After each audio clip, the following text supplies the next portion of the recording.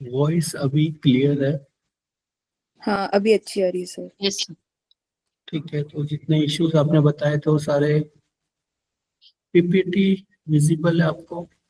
नहीं सर, अभी नहीं है।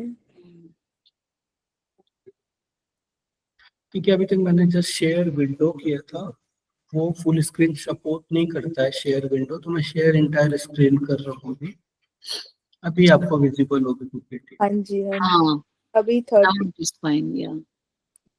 Introduction, chapter 1 introduction. या तो ये मैं आपको बता रहा था that communication is derived from Latin word communis, communicare, and Old French word communication, जिसका मतलब होता है हम अपने आइडियाज शेयर कर रहे हैं। कम्युनिकेशन दो तरीके से हो सकता है, वर्बल और नॉन वर्बल। वर्बल का मतलब जैसे मैंने आपको बताया, अगर आपको किसी के ऊपर गुस्सा आ रहा है तो जस्ट आप उसे अपनी आवाज के थ्रू बोल के अपना गुस्सा एक्सप्रेस कर रहे हो, किसी को चिल्ला रहे हो, किसी को आप गाली दे रहे हो, दैट इज वर्बल कम्युनिकेशन।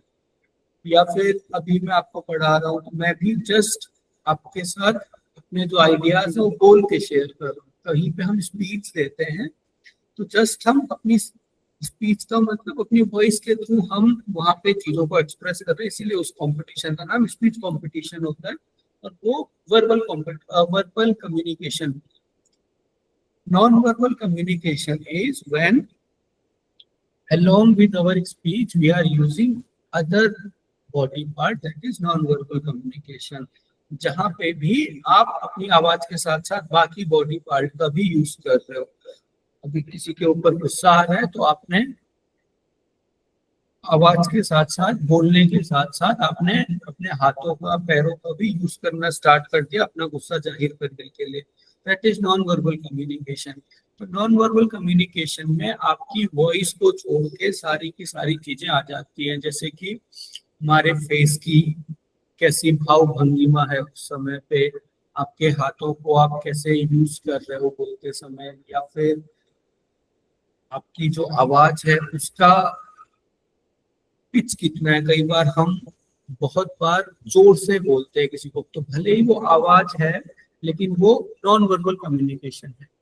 तो वर्बल कम्युनिकेशन क्या हो गया? वर्बल कम्युनिकेशन का मतलब जहां पे भी शब्द आ रहे हैं दैट इज वर्बल कम्युनिकेशन। अगर हम किसी को शब्दों के माध्यम से कुछ बता रहे हैं, जब आप शब्दों को सुन रहे हो वो वर्बल कम्युनिकेशन है।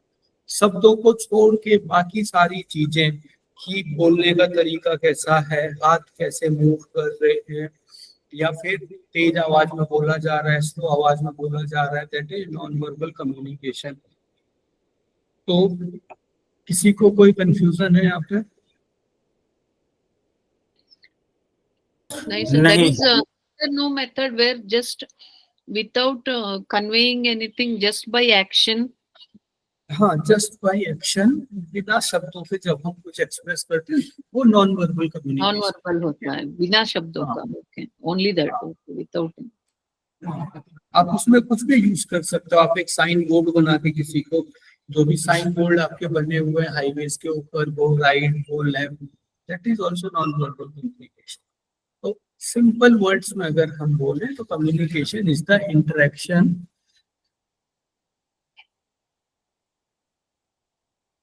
communication is the interaction between a sender and a receiver.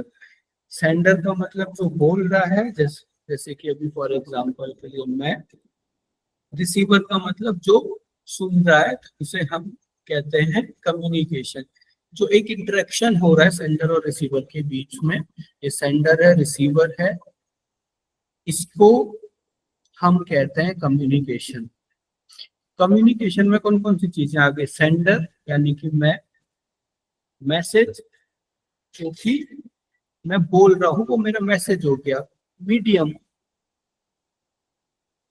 Medium मतलब जिसके सहारे हम बात कर रहे हैं, अभी हम वर्बली बात कर रहे हैं एक दूसरे से, दैट इज मीडियम। उसके बाद आ गया चैनल, यानी कि जिस चैनल के थ्रू हम अभी बात कर रहे हैं, तो अभी हम ऑनलाइन गूगल मीट के थ्रू एक दूसरे से इंटरेक्ट कर रहे हैं, तो यहाँ पे चैनल क्या हो गया? गूगल मीट हो गया, इंटरनेट हो गया, हार्डवेयर वहाँ पे लैपटॉप वगैरह हो गए। अभी इन सारी चीजों के बारे में हम डिटेल में पढ़ेंगे, types of medium, types of channel. Next है रिसीवर, जो कि रिसीव कर रहा है रिस्पॉन्स। रिस्पॉन्स का मतलब क्या होता है, मेरा मैसेज आप लोग जैसे समझ रहे हो और उसके बाद जैसा रिएक्ट कर रहे हो, आपका दिमाग जैसा रिएक्ट कर रहे हो, वो रिस्पॉन्स हो गया। फॉर एग्जाम्पल मेरी बात है आपको बहुत अच्छे से समझ में आ रही है, तो वो जो अंडरस्टैंडिंग बन रही है आपके दिमाग में, दैट इज योर रिस्पॉन्स। हो सकता है आपको बातें समझ ना आ रही हो, तो आपको लग रहा है सारा ऊपर से चला गया, दैट इज योर रिस्पॉन्स। कि मैसेज के बाद रिसीवर के अंदर जो चीजें हो रही हैं, that is response and feedback.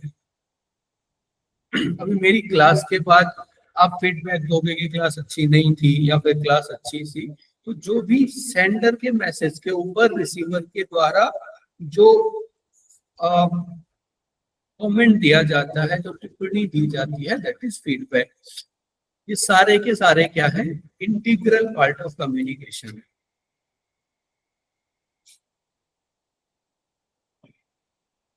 तो ये कम्युनिकेशन की कुछ डेफिनेशन है। Communication is essentially the ability of one person to make contact with other person and make himself or herself understood। Communication हमारी एक क्षमता है कि कैसे हम दूसरे आदमी के साथ कांटेक्ट करते हैं और खुद को कैसे एक्सप्रेस करते हैं उसके सामने। इसके अलावा यहाँ पे मैं एक और जस्ट बात इंक्लूड करना चाहूँगा। आपके रिसर्च में, टीचिंग में, कम्युनिकेशन में बहुत बार ऐसी डेफिनेशन मिलती है, according to this research is, वहाँ पे एक कोई आदमी होगा, उसके अकॉर्डिंग रिसर्च की डेफिनेशन होगी। और टीचिंग में कोई कुछ भी हो गया, लर्निंग, लर्निंग क्या होता है, तो वहाँ पे लिखा होगा according to this person learning is this. जैसे यहाँ पे लिखा हुआ है according to John Adair communication is this, according to William Newman communication is this. तो इन सब चीजों को याद करने का कोई फायदा नहीं है। Now UGC is setting paper very smartly, और ऐसा यूजीसी नहीं कर सकती कि हाँ इसके अकॉर्डिंग कम्युनिकेशन बनाओ। यूजीसी जो पेपर 1 अभी सेट कर रहा है, एनटीए जो पेपर 1 सेट कर रहा है, that is completely on your understanding और आपका कॉमन सेंस, आपका अंडरस्टैंडिंग, कितना ज्यादा आप वहाँ पे अपना दिमाग इंगेज कर सकते हो।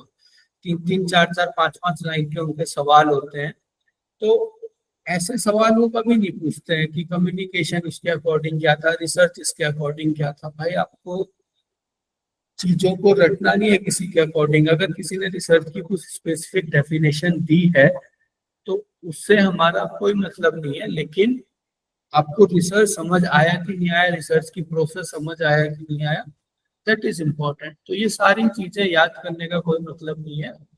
सारे के सारे वही चीज बोलते हैं, बस वो डिफरेंट वर्ड्स में बोलते हैं। Communication is an exchange of ideas, facts, opinions और इमोशन ऑफ 2 और मोर पीपल।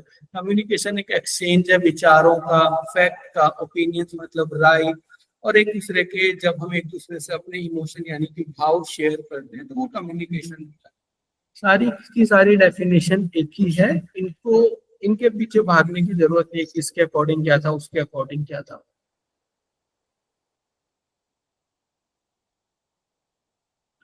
अब कम्युनिकेशन की एक बहुत इम्पोर्टेंट टर्मिनोलॉजी है, इनकोडर डिकोडर, इनकोडिंग डिकोडिंग। तो इनकोड और डिकोड क्या होता है मैं आपको बताता हूँ। देखो, ये हमारा सेंडर है,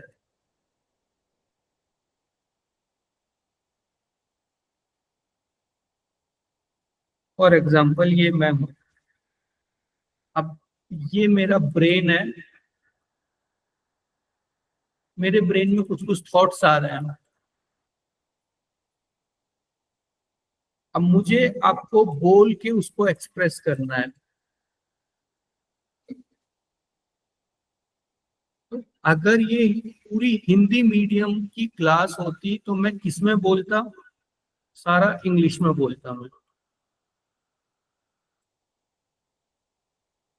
और अगर ये पूरी तरह से हिंदी मीडियम की क्लास होता तो मेरे को इसे हिंदी में पूरी की पूरी क्लास बोलनी पड़ती, मतलब सारे के सारे शब्द हिंदी के मेरे को सुनने पड़ते।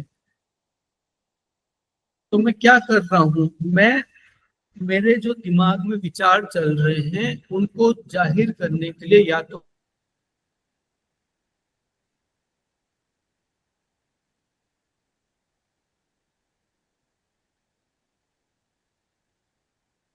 आवाज चली गई गुरुजी।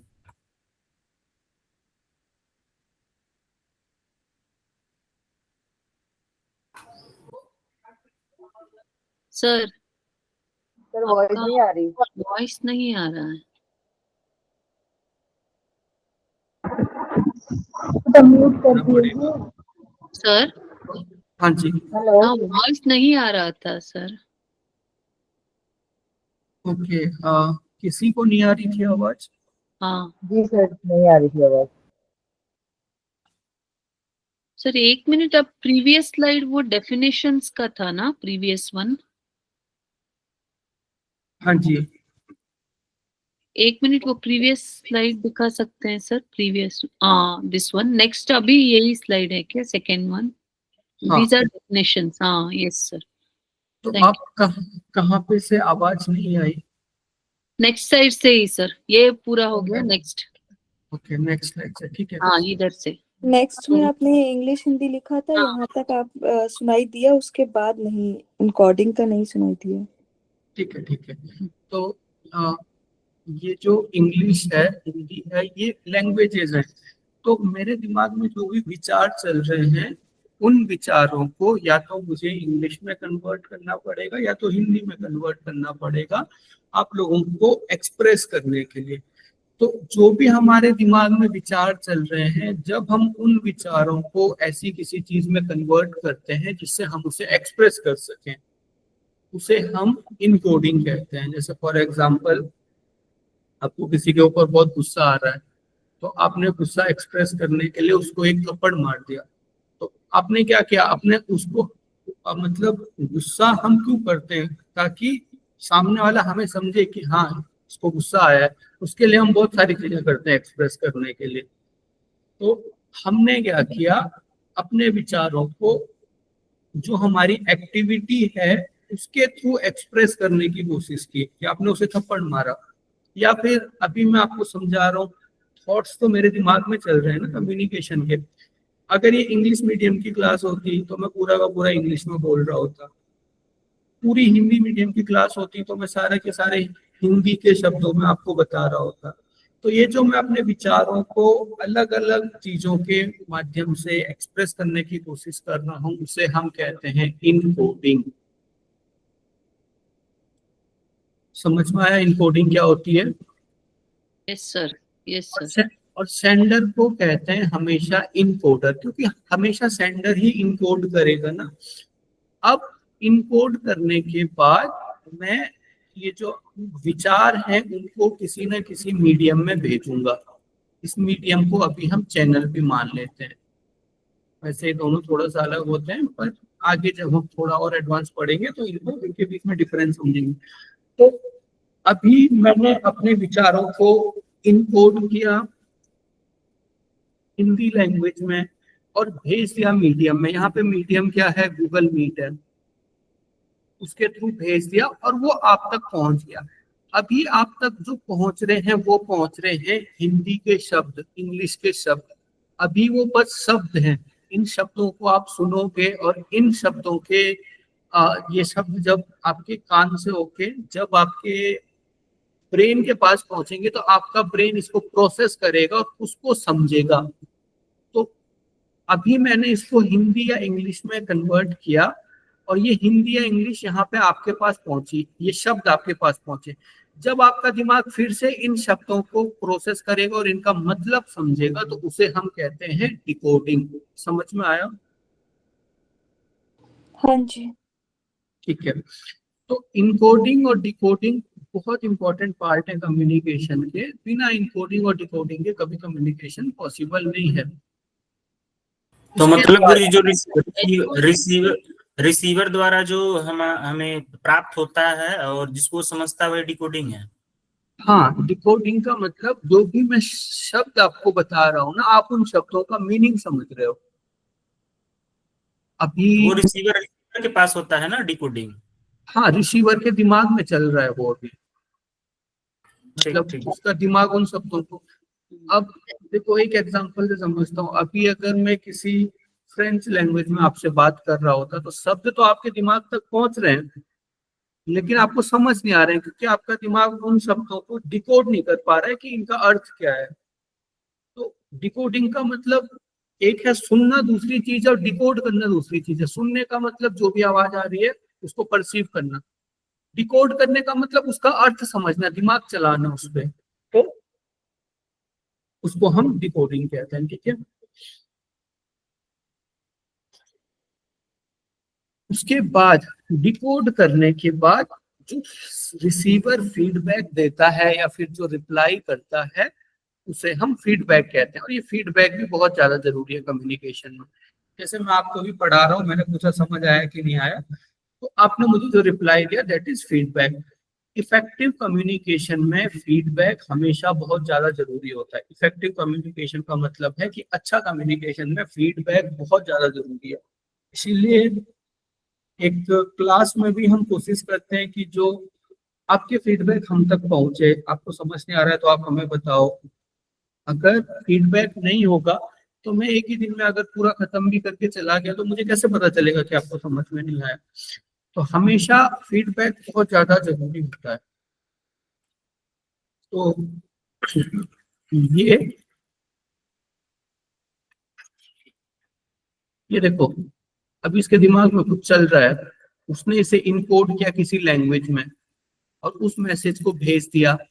अब ये मैसेज शब्द इसके पास पहुंचे, इसने डिकोड किया और फिर उन शब्दों को समझा। डिकोड करने का मतलब समझा।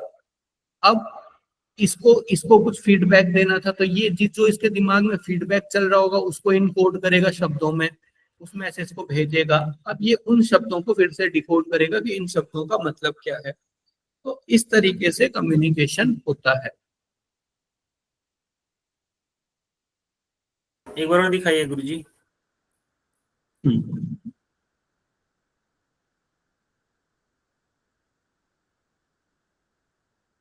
केवल मतलब इनकोडिंग एक जगह नहीं होती है, दोनों पास होती है। हाँ, अभी देखो, जैसे जब ये मैसेज देने लग गया तो फिर इसको इनकोड करना पड़ेगा ना अपने विचारों को शब्दों में। मतलब इसे आप ऐसे रटो मत कि बस मतलब हमेशा सेंडर में ही इनकोडिंग जो भी। अभी देखो, अभी अगर ये फीडबैक मैसेज दे रहा है तो ये ऑटोमेटिकली सेंडर हो गया कि नहीं हो गया। जी जी। भले ही कुछ छोटे से टाइम के लिए, भले पूरी क्लास में ले रहा हूँ, पूरी क्लास में पढ़ा रहा हूँ, लेकिन छोटा सा टाइम ही सही, जब आप मुझसे डाउट पूछ रहे हैं तो उस समय के लिए तो आप सेंडर हो गए ना। तो आप इनकोड करोगे और आपके शब्दों को मैं डिकोड करने से समझने की कोशिश करूंगा। तो ये सेंडर और रिसीवर बदलते रहते हैं कम्युनिकेशन में। समझ आया? सर जनरलाइज नहीं कर सकते हैं क्या कि whoever is sending he is an encoder, whoever is receiving he is a decoder, we can't हाँ, generalize. We can generalise. और ऐसा ही होता है, जिस समय जो सेंडर होगा उस समय वही इनकोड करेगा। बस अंतर क्या है कि एक समय पे एक सेंडर होता है, दूसरे समय पे वही रिसीवर बन जाता है। क्लियर हो जाता है, करेक्ट। लेकिन सेंडर हमेशा इनकोड करेगा। हाँ जी, समझ आया? फाइन। Yes sir. अच्छा, जिनका डाउट था उन्हें समझ आया ये? जी जी जी। ठीक है सर। Features of communication. अब कम्युनिकेशन के क्या क्या फीचर्स हैं? Communication is a unavoidable system. Communication एक अनअवॉइडेबल सिस्टम है। मतलब कम्युनिकेशन एक ऐसी चीज है जो कि हमेशा हो ही जाती है। आप खुद को कैसे ना कैसे एक्सप्रेस हमेशा होगी होगी कम्युनिकेशन। आप ऐसे नहीं रह सकते कि मेरे को किसी से कम्युनिकेट नहीं करना है। आप ना करके भी कुछ ना कुछ मैसेज सामने वाले को दे रहे हो। फॉर एग्जाम्पल, हमारी किसी दोस्त से लड़ाई हो गई and I was like I will not talk to this person. तो अगर मैं किसी से बात नहीं कर रहा हूँ तो वो भी एक नॉन वर्बल तरीका हो गया खुद को एक्सप्रेस करने का कि I am not okay with you, मुझे तुमसे प्रॉब्लम है। तो वहां पे कम्युनिकेशन तो हो ही रहा है ना, किसी से आप बात नहीं भी कर रहे हो तो। It is a two way process. अभी जैसा हमने पढ़ा, ये टू वे प्रोसेस है। एक समय एक सेंडर रहेगा, दूसरे समय वही रिसीवर बन जाएगा, फिर वही रिसीवर सेंडर बन जाएगा। ये एक सोशल एक्टिविटी है, सामाजिक एक्टिविटी है, कंटिन्यूअस प्रोसेस। कंटिन्यूअस प्रोसेस का मतलब कम्युनिकेशन चलता रहता है। मैं आपको कुछ बोलूंगा, आप मुझे उसके ऊपर रिप्लाई करोगे, फिर आप सेंडर बन गए रिप्लाई करते समय, फिर मैं रिसीवर बन गया, फिर मैं उसके ऊपर कुछ बोलूंगा, आप कुछ बोलोगे। तो कम्युनिकेशन एक कंटिन्यूअस प्रोसेस है, हमेशा चलती रहती है। It is universal. Communication universal है। जितने जानवर हैं, जितने इंसान हैं, वो सारे कम्युनिकेट कर रहे हैं कैसे ना कैसे। कम्युनिकेशन फॉर्मल और इनफॉर्मल हो सकता है। फॉर्मल कम्युनिकेशन क्या होता है, हमारे स्कूल में या फिर किसी, अगर आप किसी कंपनी वगैरह में जॉब करते हो, तो जैसे आप अपने घर में अपने घर वालों से या फिर दोस्तों से बात करते हो, दैट इज डिफरेंट कि आप किसी यूनिवर्सिटी में, स्कूल में या फिर किसी कंपनी में अपने जो दोस्त है या फिर अपने जो सबऑर्डिनेट है उनसे आप कैसे बात करते हो, दैट इज डिफरेंट। आप उनको या तो मेल करते हो। अब देखो, अगर आपको किसी दोस्त को मैसेज करना है तो आप सोचते नहीं हो, डायरेक्ट मैसेज कर देते हो। लेकिन अगर आपको किसी अ, अपने टीचर को या फिर अपने बॉस को मैसेज करना है तो आप 4-5 बार उस मैसेज को चेक करते हो, वर्ड्स को चेक करते हो। तो फॉर्मल कम्युनिकेशन का मतलब जब हम फॉर्मली कम्युनिकेट कर रहे हैं, औपचारिकता पूर्ण किसी के साथ हम संचार कर रहे हैं, किसी ऑफिशियल आदमी के साथ स्कूल में, कंपनी में। और इनफॉर्मल मतलब अनौपचारिक कम्युनिकेशन, हम बिना सोचे समझे, बिना बहुत ज्यादा चीजों का ध्यान रखे जब हम अपने दोस्तों के साथ, अपने घर वालों के साथ बात करते हैं, दैट इज इनफॉर्मल कम्युनिकेशन। तो कम्युनिकेशन इज कंटिन्यूअस। कम्युनिकेशन सतत चल रहा है दुनिया में और चलता रहेगा। Communication is all pervasive. Pervasive का मतलब होता है हर जगह। इसे कहते हैं सर्वव्यापी। हिंदी में परवेसिव का मतलब होता है सर्वव्यापी। कम्युनिकेशन हर जगह चल रहा है। Effective communication is a two way process. एक अच्छा कम्युनिकेशन हमेशा टू वे होना चाहिए। Communication is always with a context and a relationship aspect. जो एक अच्छा कम्युनिकेशन होगा वो हमेशा किसी ना किसी कंटेक्स्ट के ऊपर। वो कंटेक्स्ट का मतलब क्या होता है, कुछ ना कुछ भूमिका होगी, उसके ऊपर हम बात कर रहे होंगे। जैसे अभी हम अच्छे से कम्युनिकेट कर पा रहे हैं, अभी मैं आपसे लगभग, मेरे को आपसे बात करते करते 40 मिनट हो गए, लेकिन फिर भी हम बात कर पा रहे हैं, फिर भी हम कम्युनिकेट कर पा रहे हैं, क्योंकि हम पहले से ही किसी कंटेक्स्ट के ऊपर हैं। हमारा कंटेक्स्ट क्या है, यूजीसी नेट, उसका एक सिलेबस है और हमारे पास वो सिलेबस बात करने के लिए कि हमें पूरा इसके ऊपर डिस्कस करना है। ऐसे ही रास्ते में आपको कोई आदमी मिल गया, आप उसे जानते नहीं हो, आप उससे 40 मिनट बात नहीं कर सकते क्योंकि आपके पास कंटेक्स्ट नहीं है। वहां पे फिर आपको कंटेक्स्ट बनाना पड़ता है। या तो आप वेदर के ऊपर बात करोगे, जो कि अभी हमारे इंडिया में लोगों के बीच में मोस्ट फेवरेट टॉपिक है बात करने के लिए, बात शुरू करने के लिए। आज मौसम बहुत अच्छा है या फिर आज बारिश हो गई, तो कुछ ना कुछ आप कंटेक्स्ट बनाते हो। दो अगर वहाँ पे आदमी हैं तो वो बात करेंगे, दो मैन हैं कहीं पे अगर, तो वो बात करेंगे क्रिकेट की, पॉलिटिक्स की, और इंडिया पाकिस्तान का जो वॉर हो रहा है उसके ऊपर बात करेंगे, शेयर मार्केट के ऊपर बात करेंगे। और दो वुमेन है कहीं पे, वो किसी के ऊपर बात करेंगी। तो कंटेक्स्ट आपके पास होना चाहिए और आपके पास एक रिलेशनशिप एस्पेक्ट होना चाहिए, मतलब दो लोगों के बीच में कुछ ना कुछ रिश्ता होना चाहिए। जैसे हम दोनों अभी MDYA से जुड़े हुए हैं, ये हमारा रिलेशन है। आप किसी अनजान आदमी के साथ भी बात कर रहे हो तो कुछ ना कुछ आपके बीच में कॉमन होता है, या फिर आप एक ही शहर के हो तब आप उनके साथ बात कर सकते हो। Communication can